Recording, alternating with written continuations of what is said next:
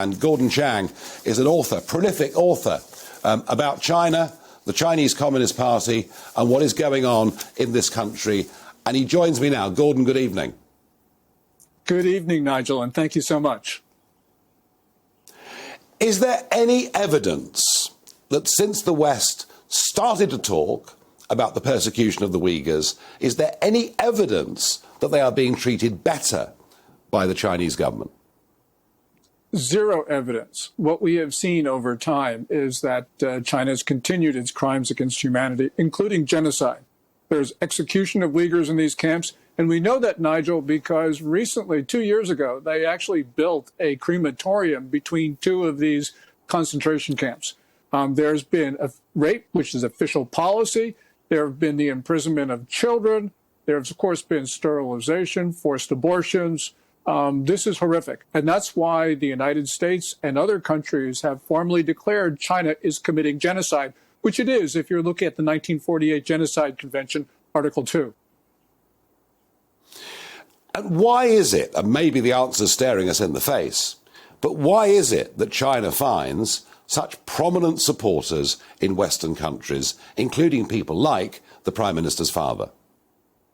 You know, with Stanley Johnson, I suspect the reason why we're hearing all these statements from him, which are really despicable, by the way, but I think the reason why we're hearing these statements is because Stanley Johnson wants to film a documentary along the Silk Road. He wants to go into Xinjiang, which is where the Uyghurs and the Kazakhs and the other Turkic minorities lives, and he knows that he needs China's approval to that.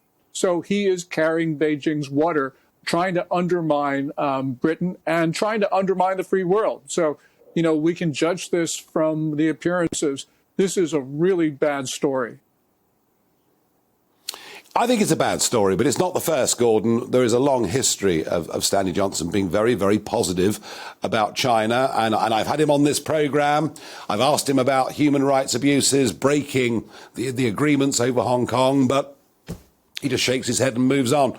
Now, in China itself, I'm told that President Xi faces a big challenge to his position coming up in the autumn of this year. Yes.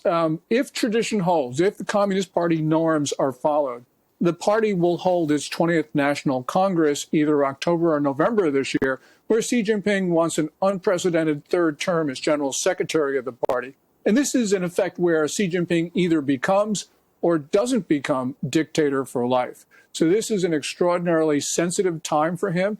And it comes at a really bad time because things are not going China's way internally. Internally, the country is in disarray. When you look at COVID-19, when you look at the economy, the debt crisis, all of this, this really is a very bad time for him to want his third term.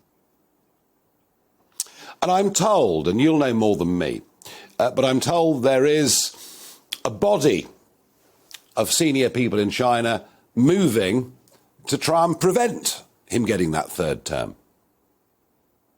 That looks to be the case. Xi Jinping, when in 2017, a little bit earlier, when things were going China's way, Xi Jinping, got credit for everything because he had taken power from everybody. So he got credit for all of the so-called positive developments. Well, you go to 2021, 2022, things are not going China's way, and he's being blamed for them.